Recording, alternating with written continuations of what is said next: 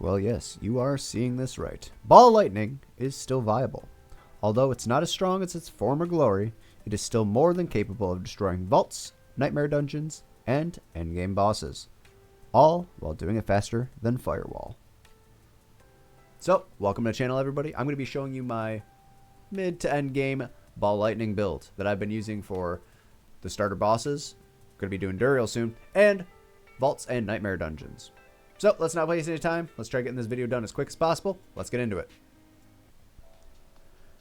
With the new unique for Meteor, this build is able to pretty much keep a constant uptime of Barrier, along with putting a constant burn on targets, which is excellent. You no longer need to run the basic fire damage skill in your enchantment slot. One of the best benefits of Ball Lightning is unstable currents and Ball Lightning itself. You're able to constantly proc Lucky Hit, and with the new unique for Meteor, the Meteor enchantment as well, which is just going to rain meteors constantly while you're running through the dungeon. It's pretty much like a Ball Lightning drive-by slap to the face, and then a meteor falls to finish him off after you proc Lucky Hit. I've been pretty much running vaults and nightmare dungeons 15 plus levels over me since I was about 65. As long as you can get early survivability and the damage really isn't an issue, you're kind of pretty much able to run through them. All of this paired with, fast movement speed and teleport, you're able to cruise through and finish vaults in less than 4 minutes pretty much every single time. So let's get into the skill trees, gear, Paragon board, everything. Let's have fun with it. Starting out, Meteor Unique. It's not 100% necessary, especially in the early game. I started running Beast and Ice when I was level like 78 or so. But yeah, you don't need it, but it definitely helps out a shit ton. Especially getting the Lucky Hit, not Lucky Hit with the barrier up too, and it's up, I think it's like 25% almost, 24% Lucky Hit, which is ridiculous. Next, I run Aspect of Fortune on the chest piece, and this is going to give you that extra little bit of Lucky Hit for procs. Excellent. Of course, Ball Lightning has to orbit you. You just the necessary for every Ball Lightning build. On a good note, you can get this pretty early too, so you can run this. You don't even need the other uniques, so you can just start running this as soon as you get the Ball Lightning thing. It's not as strong as it used to be, but it still hits pretty hard. I'm going to be running Aspect of Disobedience on my pants. Going to need the armor and the survivability, especially if you're like me and you get bored running things the same level as you, so you push up into as high as Nightmare Dungeons as you can, because, why not? Esu's Boots. These are great to up that crit chance for your Ball Lightnings and for your Meteor. They're not necessary, but the extra crit chance really does help out a lot. Construct is kind of nice now where it can give you a little bit of movement, but this is good as well. Next, we got the new Aspect of Shredding Blades. Ice Blades have a chance to apply vulnerable is increased and the durations increase, along with just multiplicative vulnerable damage, which is also excellent. So I've been running these. You could also run, if you're running this for, different dungeons and stuff, the Aspect of Control is also very nice to get the 35%. If you're stunning, you're stunning a lot and immobilizing with your meteors, depending on how you want to build. This is also very nice. You do also get some frozen procs because I'm running the Frozen Orb enchantment as well. So that's kind of nice. But right now, just the extra vulnerable damage is good. Next, on the Amulet, we're going to be running Critical Strikes with Core Skills, increase your attack speed. This is very nice also for running Frozen Orb, because if it's going to start critting, that's how you're going to proc this attack speed. So otherwise, your Meteor doesn't proc and your Ball Lightning doesn't proc it, so that kind of sucks. But another route you can go is running Chain Lightning instead if you're having mana issues.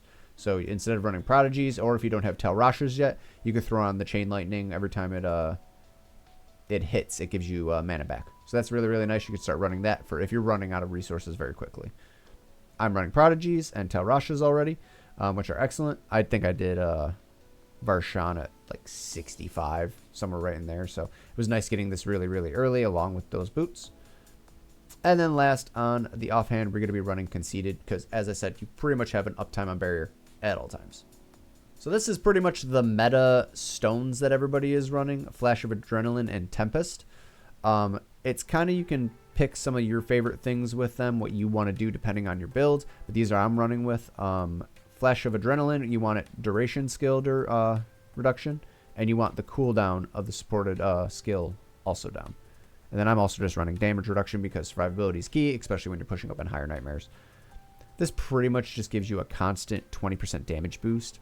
It's up all the time. So it's really excellent just being able to just get that damage boost, because most of the contracts doesn't really do anything. So this helps out a lot. Tempest is the damage that the construct throws out, which also shoots out very quick. I believe this is one of the fastest attacking stones you can get for your construct. So first off, I want barriers taken down. Fighting Varshan constantly, he's getting a barrier. It's annoying. Run into the Butcher, takes out his barrier. And just when they have barrier effects through Nightmare Dungeon keys, takes it off right away. Along with applying vulnerable, which we do a lot of vulnerable damage between our ice blades and this. We're constantly applying vulnerable to everything. Also want crit. Want to get our crit chance up as much as possible while going around. So while it's spreading Tempest, it's giving us crit chance to all those same targets, which is excellent. And we want more primary resource. We're pretty much getting these going constantly with a crackling energy on the ground, picking those up. We're pretty much never running out of mana, which is exactly what you want for Ball Lightning. Spam them out as fast as possible. As I said, we're going to be running the Meteor enchant and the Frozen Orb enchant. Obviously, you're not going to run Meteor if you don't have Starfall yet. So you would just run either Chain Lightning in place of this, or you can run a couple other things, but that's all personal preference. I have all the stats down here. Mana cost reduction is probably your best stat along with Lucky Hit. So anything you can get mana cost or Lucky Hit on, you want to take.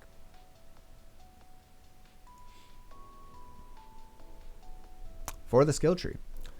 2 points in the basic. We don't need a third. We're not using it. If you're early game and you're not running the Meteor, then you would take this and you would get, hitting a stun enemy with Arc Lash reduces your cooldowns.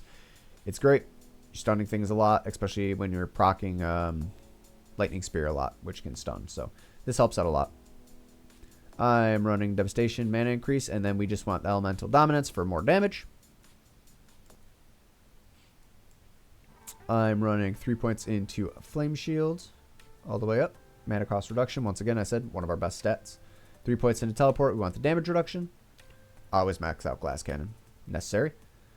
I had 2 extra points, so I threw them in Elemental Attunement.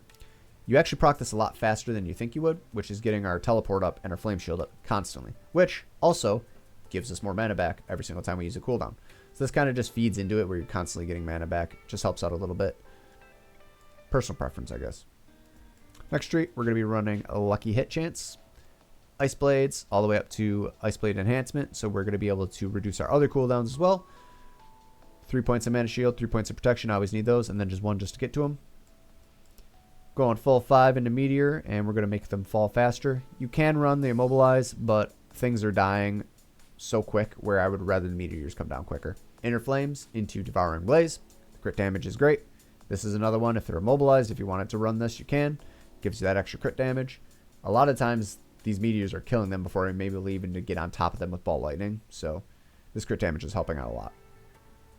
5 into Ball Lightning, all the way up to, we want Crackling Energy formed as much as possible. This is going to be our resource generation. It's going to help out a lot with that. As you can see right here, Critical Strike Shock Skills have a 15% chance to form Crackling Energy. We're going to constantly be getting these. They give 12 mana back each one. For boss fights, there's 100 of them on the ground at all times. So you just never, you're able to spin around the boss and just constantly get energy back. Or, sorry, mana back. Unstable Currents all the way. And Veer's Mastery. Don't know if that's how you pronounce it. Early game, you also can run Overflowing Energy. If you're just running through dungeons, this is also kind of nice because while you're stunning everything, you're able to constantly keep your cooldowns up. A lot of time you can run the Lightning Spear enchantment, which Lightning Spear stuns when they crit. And you're constantly picking up Crackling Energy. So they pair very, very well while your ult's up to be able to just keep your entire screen stunned. Which is also probably one of the best defensives you could have is CC. So when everything is stunned, nothing can hit you. It all just dies. It's nice and easy. To the Paragon. We ended up getting 6 boards on here with a couple different legendary nodes. So first board, I took Elementalists. Between Meteor, Lightning, and our Ice Blades up, we are constantly having these 3 going. So it's just pretty much a permanent 15% damage boost. Next glyph, we are running Destruction for that crit damage. We want this just maxed out as much as we can. We have this in the, Ceaseless Conduit tree. Also wanted to pick this up as well for Crackling Energy. Pretty much makes it so your Crackling Energy will do a little bit more damage. And sometimes it doesn't consume the charge, meaning you'll always have more of it. It's great.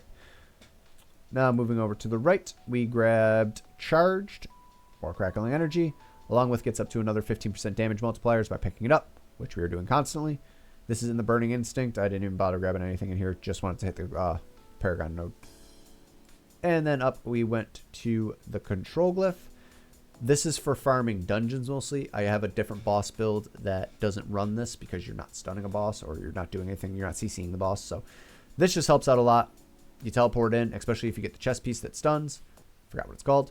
Teleport in, stuns everything. You get that 20% damage multiplier on everything as you're shooting ball lightnings out. It's great. This is the Frigid Fate tree. Once again, I'm not running anything in this, just the Paragon node. And then from the start, we're going to go over to the left here. We're going to pick up a couple different nodes because I had extra points. And it's always good to get, you know, all resist. I got some attack speed down here. And then we wanted to grab the conjuration skills, have 10% reduced cooldown or mana cost. And then they also deal bonus damage. This is just nice running with the ultimate where you're constantly spamming out lightning spears along with your running ice blades. It helps out with a little bit more damage. Along with you get the cooldown reduction on your ice blades. Helps out a little bit. We had extra points, so I figured it was a good legendary node to jump into.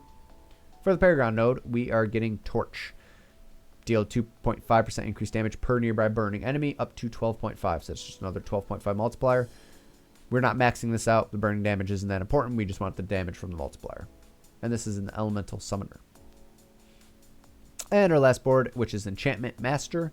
We are picking this up for your enchantments are stronger. We're going to zip right over, pretty much just grabbing a couple nodes with, extra, like I said, extra points. And we are going to be taking Reinforced. Damage, you have constant uptime on barrier, so the damage reduction is great, especially as you're putting up in higher nightmare dungeons. It kind of gets a little rough, so you definitely want damage reduction.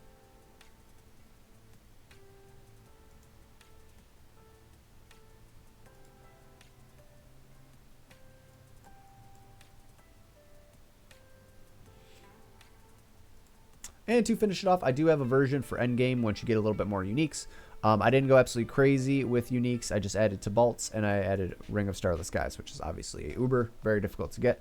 I also came in here and changed some of the Paragon nodes so they don't deal with like CC as much. Just pretty much just other damage multipliers to help out a little bit. This vulnerable damage I added, stuff like that. And the only other thing I changed was we don't need Frozen Orb anymore. We took Lightning Spear as your enchantment. Just keeping constant lightning spears up while your ultimate's up, and then we also are going to be running Conjuration Mastery because you're going to have a ridiculous amount of conjurations up, which is going to help with a ton more damage for bosses. So that's going to be the boss build. I will put both of these in the description below for you guys to look at if you enjoy. So yeah, hopefully you guys enjoyed this video. Let me know what you think in the comments if you still want to play Ball Lightning or if you've tried it yet. Yeah, I know there's a bunch of ways to change up and mix up this build, which is fantastic. You're able to add a bunch of things, take out a bunch of things. It's very flexible. It's good in early game, good in mid game, and it's great in end game. So I will be swapping over to an Incinerate build here shortly because I want to make it happen. Probably won't have as much damage. I'll probably be disappointed in the end, but damn well we're going to try. So hope you guys enjoy the video. If you want more content like this, let me know in the comments, and I will see you guys in the next one.